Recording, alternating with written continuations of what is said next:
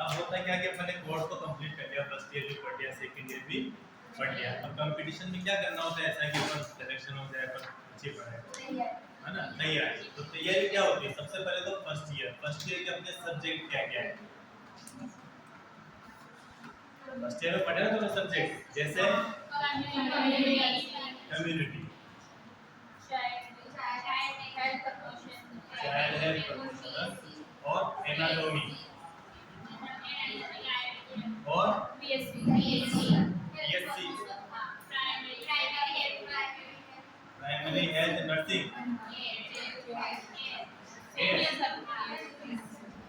और इसके अलावा हेल्थ प्रमोशन,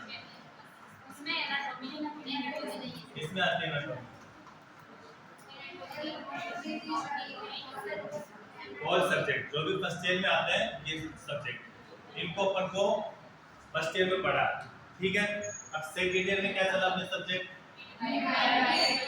मिडवाइफरी और इसके अलावा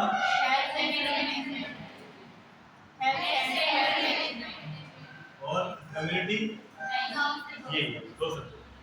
तो कंपटीशन में अपन जब हिस्सा लेते हैं, पहले ये सब्जेक्ट अपने क्लियर क्या होना चाहिए, क्लियर। मतलब आपने फर्स्ट ईयर में एनाटॉमी पढ़ी हो, कम्युनिटी भी पढ़नी हो, कंप्लीट, ठीक है। उसके बाद में सेकंड ईयर का भी कोर्स आपने कंप्लीट किया, मिडवाइफरी कंप्लीट करी या हेल्थ प्रमोशन, जो भी सब्जेक्ट।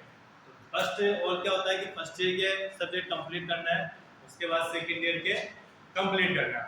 और इसके अलावा होते हैं अदर में क्या होता है, जैसे आपको कंप्यूटर नॉलेज होना चाहिए, क्या होना चाहिए, कंप्यूटर, बेसिक कंप्यूटर आना चाहिए, जैसे सीपीयू क्या होता है, थोड़ी बहुत जानकारी, रैम रोम क्या होता है। तो कंप्यूटर से आगे आगे जो समय आ रहा है, आने वाला समय सब कंप्यूटर पे काम होता है। जैसे पेशेंट का एडमिशन करना है, किस पे करेंगे, कंप्यूटर। कोई डाटा आता है ऑनलाइन, तो सब चीजें किसको हो रही है, कंप्यूटर। तो आपको थोड़ा बहुत बेसिक किसको होना चाहिए, कंप्यूटर का नॉलेज। तो इससे संबंधित क्वेश्चन भी पूछे जाता है। उसके बाद में अपन चलते हैं जीके। जीके मतलब जनरल नॉलेज। जनरल नॉलेज का मतलब क्या है, अभी क्या चल रहा है, जैसे नया टीका कौन सा आ गया, सरकार की कौन सी योजना चल रही है, अभी समझ में आ रहा, क्या क्या योजनाएं सब अपन दे रहे हैं, सब चीजें। इसके अलावा पुरानी चीजें जीके का मतलब, जैसे नेशनल हेल्थ प्रोग्राम कौन कौन से थे, समझ में आ गया। और सामान्य ज्ञान ऑल ओवर तो मतलब सब चीजें हो गई आपसे और इसी में आता है रीजनिंग जानते हो क्या होता है, हाँ, मेंटल एबिलिटी के क्वेश्चन, जैसे 1 जनवरी इसको ये वार था, अगले साल इस तारीख को कितना वार, कौन सा वार होगा, समझ में आया। तो इस तरह से एक दिशा पूर्व में जा रहा, फिर पश्चिम में टर्न कर रहा, तो बताओ तो इस तरह के क्वेश्चन भी पूछे जाते हैं। तो इस तरह से पूरा पेपर बनाया जाता है, समझ में आ गया। अब होता क्या है कि अपन नर्सिंग के सब्जेक्ट वाले कंप्लीट कर लेते हैं, भाई इसमें नंबर आ जाएंगे अच्छे, सेकंड ईयर वाले पेपर आएंगे तो कर लेंगे। वो तो अपन रुकते कहाँ पे, इनमें रुक जाते हैं, क्योंकि अपन कम पढ़ता है। तो साथ में अपन को थोड़ा बहुत ये भी लेके चलना पड़ेगा, समझ में आ गया। तो ये और सब्जेक्ट होते हैं, तब जाके उसके बाद कंपटीशन की तैयारी होती है। तो अब ये जो तुम्हारी पुरानी किताबें फर्स्ट ईयर की, सेकंड ईयर की जहां भी रखी हुई है, उसको निकालो एक बार वापस, समझ में आ गया। क्योंकि कुछ टॉपिक हम यहाँ पढ़ाएंगे, बीच में कुछ चीजें देखनी होगी, तो उसी में जाके नोट्स में जो भी तुम्हारे बने वो देखने पड़ेंगे, ठीक है। अब आज पढ़ाऊंगा मैं जैविक चिन्ह, वाइटल।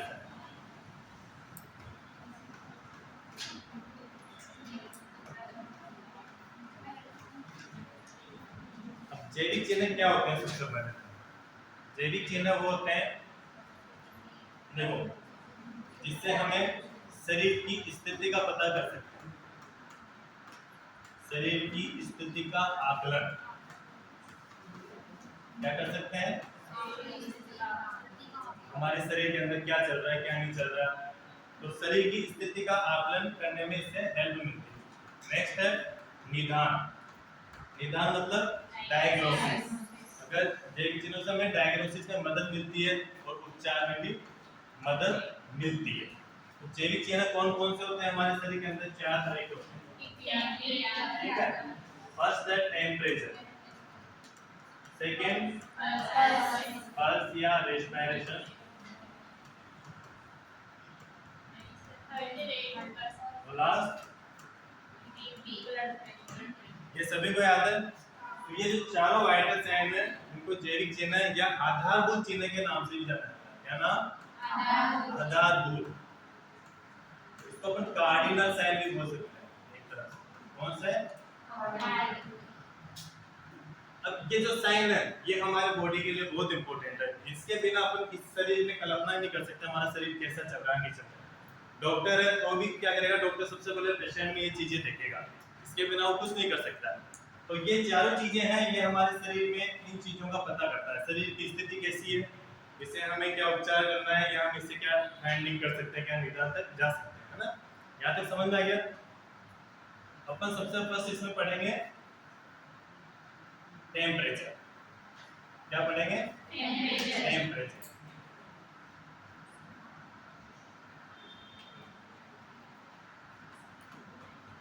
टेम्परेचर को हिंदी में क्या बोलते हैं? तापमान। तो सबसे पहले तापमान क्या होता है? शारीरिक तापमान क्या होता है?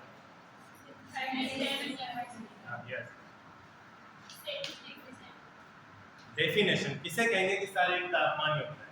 डेफिनेशन बताओ।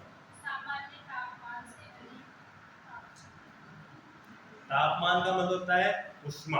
क्या होता है? ऊष्मा। तो शरीर के अंदर अपन कितनी ऊष्मा बनाते हैं और कितनी ऊष्मा नष्ट होती है के बीच के संतुलन को अपन शारीरिक तापक्रम कहते हैं। समझ में आ गया कि हमारा शरीर कितनी ऊष्मा जनरेट कर रहा है और उसके अंदर कितनी ऊष्मा का लॉस हो रहा है, के बीच के संतुलन को अपन क्या बोलेंगे? शारीरिक तापक्रम कहते हैं। ठीक है बेटा? तापक्रम किससे नापते हैं अपन? थर्मामीटर।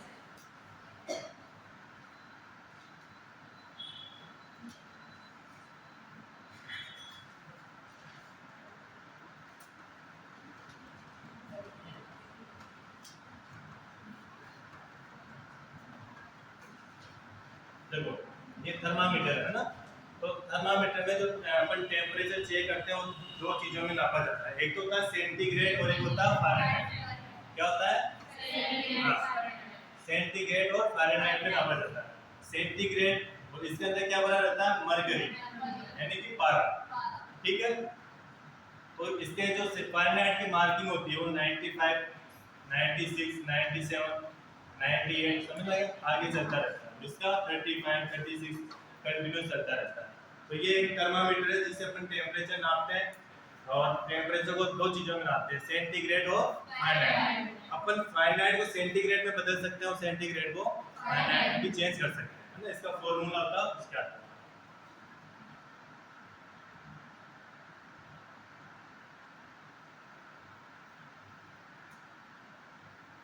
अब इसमें आता है कि तापमान टेम्परेचर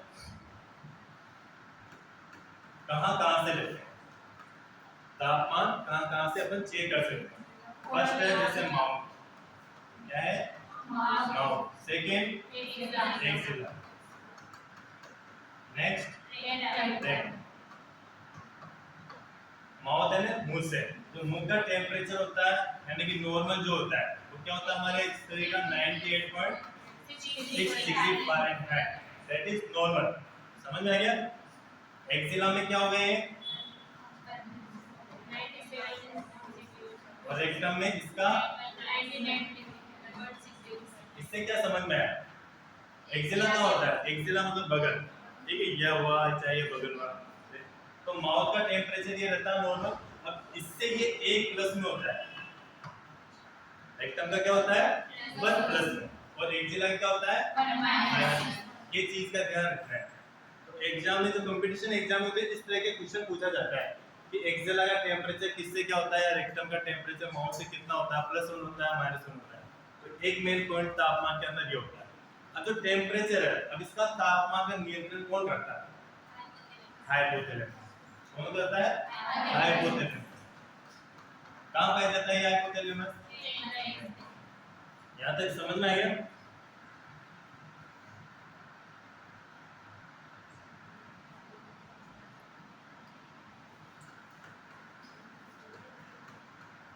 अब चलते अपन सेंटीग्रेड को फ़ारेनहाइट में कैसे बदलते हैं और फ़ारेनहाइट को सेंटीग्रेड में कैसे चेंज करते हैं। तो इसके लिए एक फॉर्मूला होता है। क्या होता है? फॉर्मूला। वो आपको याद करना पड़ेगा। किसी भी टेम्परेचर को आप इस फारेनहाइट में और फारेनहाइट को आप सेंटीग्रेड में चेंज कर सकते हो।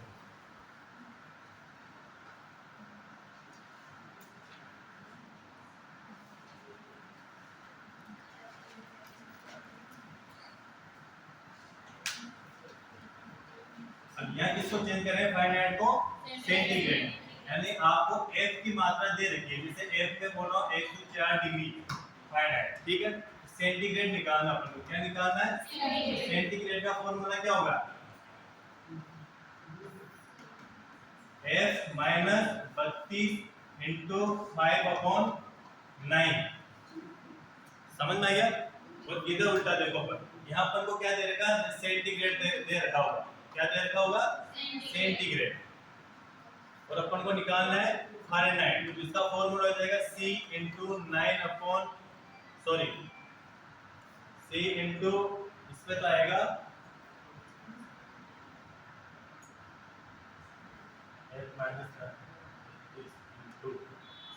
5/9, ये सही है, और इसमें आएगा C इंटू 9/5 और प्लस 32, ये दो फॉर्मूले हैं।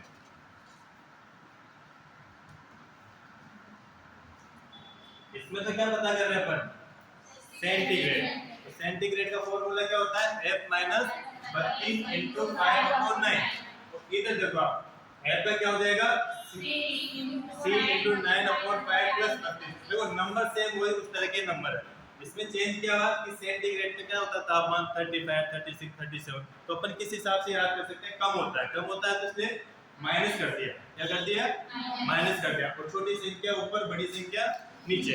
फारेनहाइट में क्या होता है, ज्यादा होता है, इसलिए अपन ने क्या कर दिया, प्लस 32 कर दिया, और बड़ी संख्या में से ऊपर और छोटी संख्या नीचे। देखते हैं अपन इसको निकाल के देखते हैं। F कितना दे रखा है यहाँ पे, माइनस 32 इंटू 5/9, 104 में से 32 घटाओ, कितने बचे, सही है, सही है ना, इंटू 5/9, आगे करो इसको, कितनी बार बनता है, 8 बार, 40 डिग्री सेंटीग्रेड, तो सेंटीग्रेड कितना है, 40, फारेनहाइट कितने दे रखा है, 104, तो अपन ने 104 को किसमें बदला, सेंटीग्रेड में चेंज किया, तो अपना क्या आ गया, 40 डिग्री सेंटीग्रेड।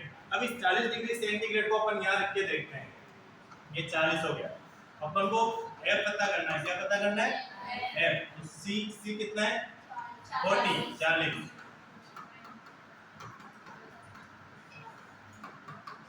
करो 360, 5 प्लस 32, प्लस कर लो इसको, या काट दो इसको, कितना हुआ,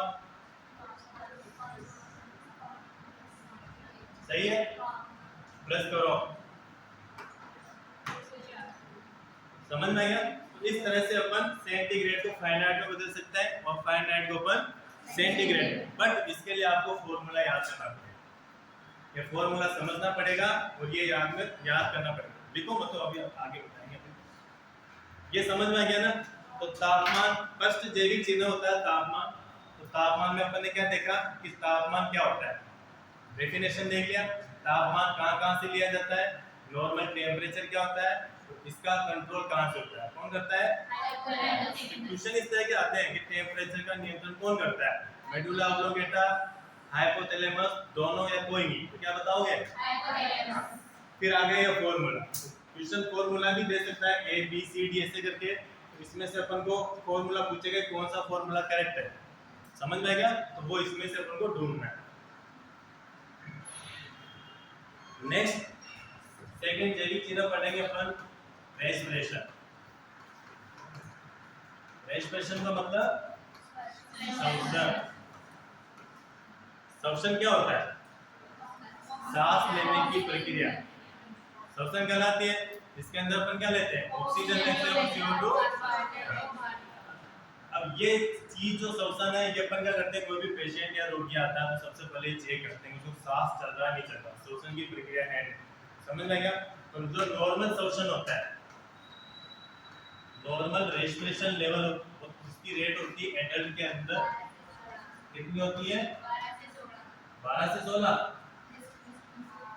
16 से 20 पर मिनट। एडल्ट की स्पीड कितनी होती है? 16 से 20 पर मिनट होती है। एज के अकॉर्डिंग होती है। जैसे छोटा बच्चा है, अंदर ही है, अंदर है, जैसे जिसको अपन बोलते हैं फीटल हार्ट साउंड। जब मदर के पेट के अंदर बच्चा रहता है तो अपन देखते हैं तो उस टाइम उसकी श्वसन दर ज्यादा होती है 40 से 50 के समथिंग पर मिनट। समझ में आ गया? जैसे बच्चा फिर 1 साल का होता है तो श्वसन दर कम हो जाती है, फिर बड़ा होता है तो और कम हो जाती है, और एडल्ट में जाके नॉर्मल कितनी होती है? 16 से 20 पर मिनट। समझ में आ गया? अब इसमें क्या होता है कि श्वसन का कम चलना और एक होता है श्वसन का ज्यादा चलना। जब श्वसन कम चलता है तो उसको बोलते हैं अपन ब्रेडीपीनिया। श्वसन की बात कर रहे हैं अपन यहाँ पर, पल्स की बात नहीं कर रहे हैं। किसकी कर रहे हैं? श्वसन। तो पीनिया शब्द आएगा श्वसन में, क्या आएगा? पीनिया। और ब्रेडी का मतलब होता है हमेशा कम, और एक शब्द होता है टेकिपीनिया। टेकी शब्द का मतलब होता है ज्यादा। क्या होता है?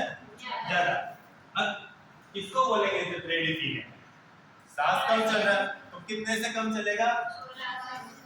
10, 16 से नहीं बोलेंगे। क्वेश्चन ऐसे आते हैं ए बी सी डी, ए में आएगा 10 से कम, 16 से कम, 15 से कम। तो आपको करेक्ट आंसर क्या होगा इसमें? 10 से कम। 16 से कम नहीं होगा ये। समझ गए? तो आप क्या करोगे? 10 से कम को बोलते हैं अपन ब्रेडीपीनिया, और टेकीपीनिया किसको बोलेंगे? जब श्वसन दर 20 से अधिक होगा। तो ये दो चीज याद करनी है। एक तो नॉर्मल रेट क्या होती है, समझ में आ गया? ब्रेडीपीनिया क्या होती है? सांस की दर कम चलना, उसको ब्रेडीपीनिया बोलते हैं, जैसे 10 से कम होता है। ठीक है। सेकंड है टेकीपीनिया, जिसके अंदर सांस की दर ज्यादा चलती है, उसको बोलते हैं 20 से अधिक। तो इस तरह के क्वेश्चन कंपटीशन एग्जाम में पूछे जाते हैं, या तो ये पूछेगा ये पूछेगा। तो श्वसन समझ में आ गया? एक क्वेश्चन और आता है इसमें से, जैसे मैंने पढ़ा कि तापमान का नियंत्रण कौन करता है? तो यहाँ पे श्वसन का जो नियंत्रण है वो करता है मेडुला ऑब्लोंगेटा। कौन करता है?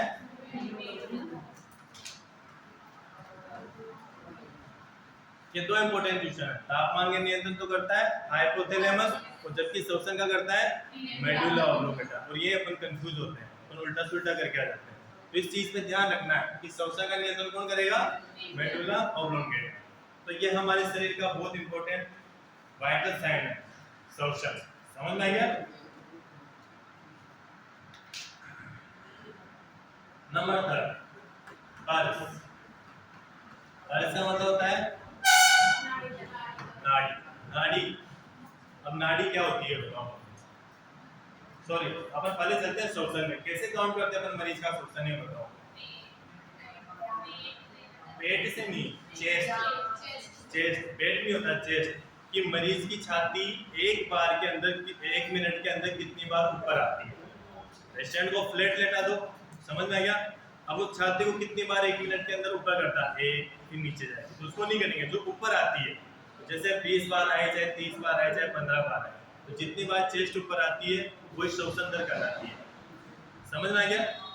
श्वसन दर, अपने नर्स का क्या काम होता है? सबसे पहले मरीज का जैविक चिन्ह लेना होता है, वाइटल साइन कैसे लेते हैं। तो समझ में आ गया कैसे लेते हैं श्वसन? कि चेस्ट कितनी बार ऊपर आती है वही श्वसन दर होती है, उसको काउंट कर लेते हैं। वॉच होनी चाहिए अपने पास। तापमान कैसे चेक करते हैं?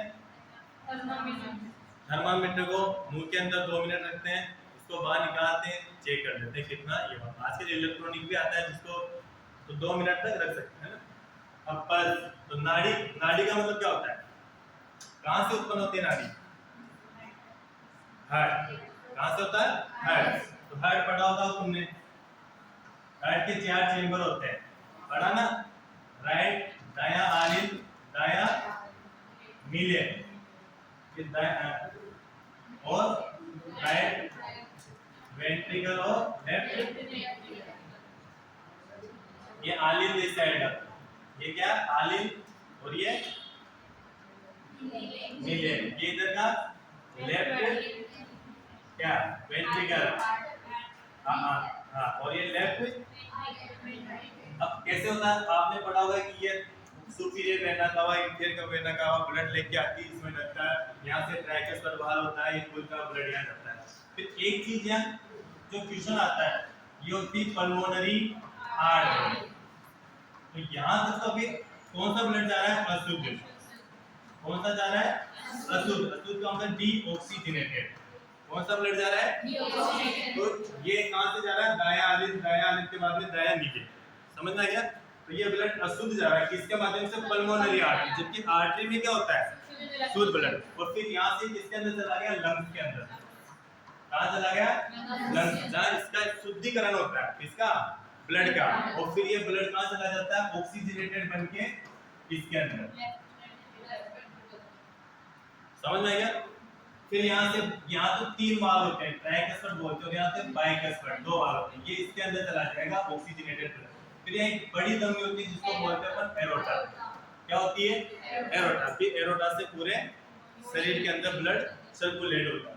अपन बात कर रहे हैं पल्स। तो पल्स कहाँ से जनरेट होती है? पल्स जनरेट होती है लेफ्ट वेंट्रिकल से। कहाँ से? Left ventricle. जब लेफ्ट वेंट्रिकल की इसके अंदर धमनी होती है, चेनाई, ये एरोटा, महाधमनी, तो इसके एक तरंग बलपूर्वक गुजरती है। क्या गुजरती है? यानी कि कोई पाइप है, पाइप के अंदर पानी प्रवाहित करते हैं। समझ में आया? उसी तरह से इसमें से धमनी में से क्या होता है? ब्लड प्रवाहित हो रहा है। ब्लड प्रवाहित हो रहा है तो वहां से क्या होता है? उसका उठाव एवं पतन होता है, अप डाउन होता है। तो वो चीज क्या कहलाती है? नाड़ी कहलाती है। क्या कहलाती है? नाड़ी। पल्स। अब पल्स जो है हमारे शरीर में 9 जगह से दी जाती है। कहाँ से? 9 जगह से। जैसे टेम्पोरल। टेम्पोरल कहाँ होती है? ये वाली जो दिखती है ना एकदम उभरी हुई, ये टेम्पोरल। Second carotid. कैरोटिड कहाँ होती है? गर्दन में जो उभरी हुई दिखाई, कैरोटिड। उसके बाद में ब्रेकियल। ब्रेकियल कहाँ होती है?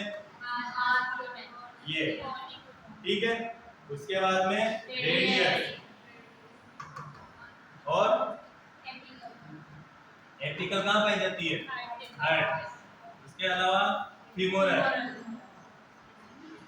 उसके अलावा पोप्लिटियल। पोप्लिटियल मतलब हाँ। और इसके अलावा 2 और है। इस तरह से 9 जगह से पल्स ली जाती है। अब पल्स लेने का क्या तरीका है? कैसे लेते हैं पल्स? कभी देखा पल्स? हाँ, मोस्टली पल्स कहाँ से लेते हैं अपन? रेडियल, ठीक है, या ब्रेकियल। पल्स कैसे काउंट करते हैं बताओ?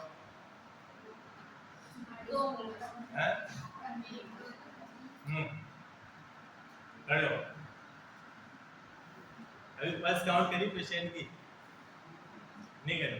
कैसे करते हैं काउंट बताओ? ऐसे नहीं करते, हाथ लगा लिया, पता चल गया पल्स काउंट हो गया। हमारे पास घड़ी होनी चाहिए या सामने टीकी होनी चाहिए। तो पेशेंट को सबसे पहले आराम से लेटने दो, फ्लैट, यानी जिसको अपन बोलते हैं सुपाइन पोजीशन। कौन सी पोजीशन? सुपाइन। अब पेशेंट सीधा लेटेगा तो सबसे पहले वो उसकी पल्स फील करो। पहले पल्स फील कैसे? 3 फिंगर होती है हमारे ना, तो उसको अपन रेडियल का होती है, ये रेडियस बोन है, ये अल्ना बोन है। तो रेडियस मतलब आउटर साइड है, तो यहाँ 3 फिंगर लगाओ। आपको ऐसा फील होगा कि यहाँ कुछ धक धक कर रहा है, तो वही पल्स। ठीक है। अब इसको 1 मिनट तक काउंट करो आप। 1 मिनट के अंदर कितनी बार ये धड़कती है? 60 भी हो सकती है, 80 भी हो सकती है, 100 भी हो सकती है। तो वो क्या कहलाती है? पल्स काउंट या पल्स रेट।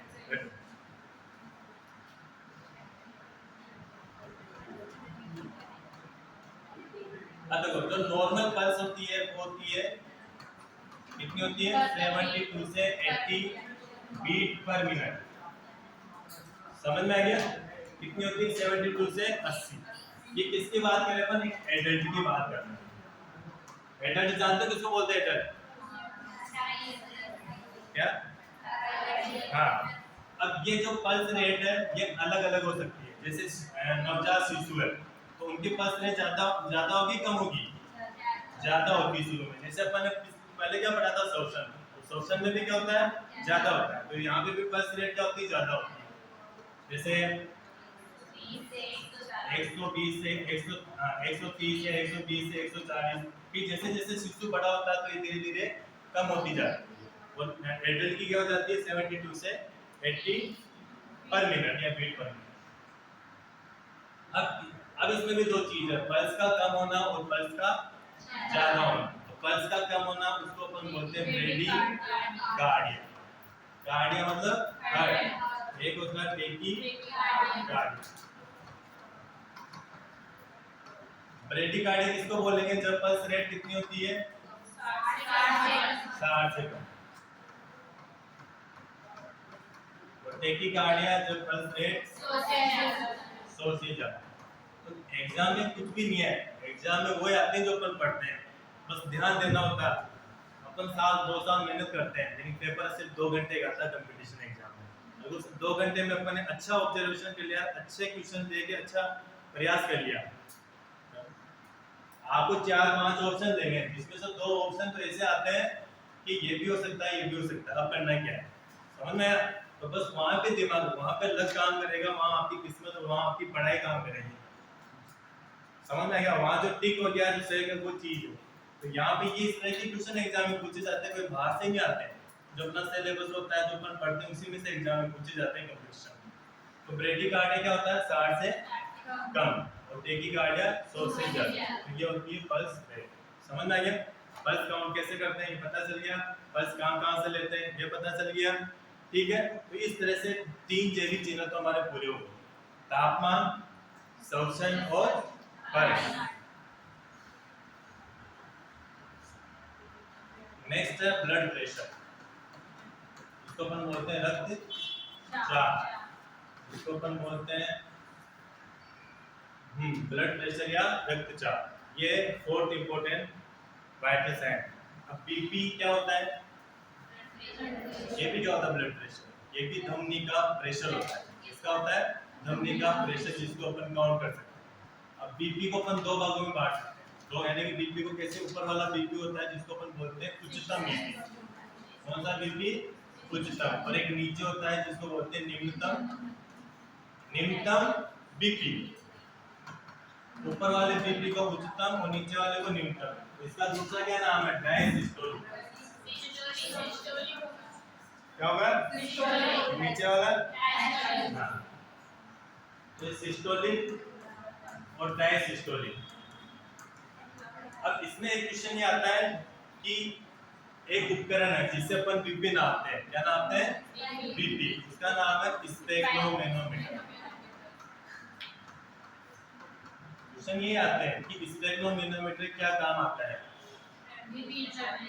समझ आएगा?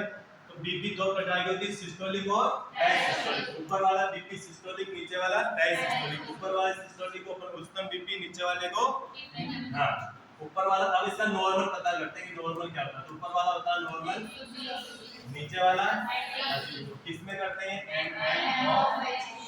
एच। तो ये हो गया हमारा रक्तचाप। क्या हो गया? रक्तचाप या ब्लड प्रेशर। अब इस जैसे अपन पढ़ते आ रहे कम ज्यादा कम ज्यादा, अब इसमें यदि बीपी कम होती है तो उसको बोलते हैं अपन हाइपोटेंशन, और ज्यादा होती है जिसको हाइपरटेंशन। अब हाइपो इन्हें कम, हाइपर इन्हें ज्यादा। किसको कहेंगे हाइपोटेंशन? जब बीपी कितने से कम हो जाएगी? जब बीपी ऊपर वाला यार इसको नॉर्मल में 120 दे रखा है ना, तो ये नॉर्मल वाला कितना हो जाएगा? 90 से कम चला जाएगा। कितना चला जाएगा?